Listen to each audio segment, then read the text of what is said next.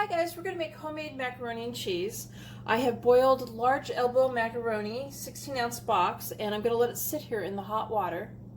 To a saucepan, I'm going to add 1 cup of heavy whipping cream, 2 tablespoons of salted butter, 1/8 of a teaspoon of smoked paprika, 1/8 teaspoon of garlic powder, 1/8 of a teaspoon of chervil. If you don't have this, dried parsley would do.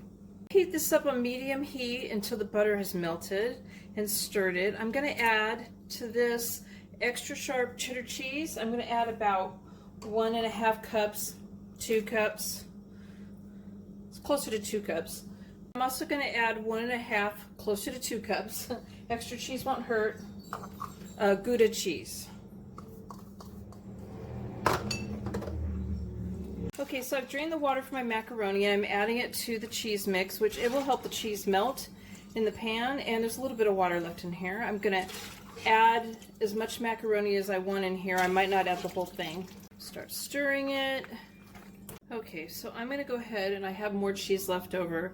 I bought 2 8-ounce packages, one of the Gouda and one of the other one, the sharp cheddar, extra sharp cheddar. And you know, I figured I would have some left over. But I'm going to just add more cheese in here. You can make this as cheesy as you want it. So I'm going to add some more Gouda. And I'm going to add a little more of the cheddar. No, I didn't measure. I just grabbed a big old handful of each. I'm going to add 1/2 teaspoon of salt now, keeping in mind that cheese has salt in it. And I'm going to add 1/2 teaspoon of black pepper and stir that in.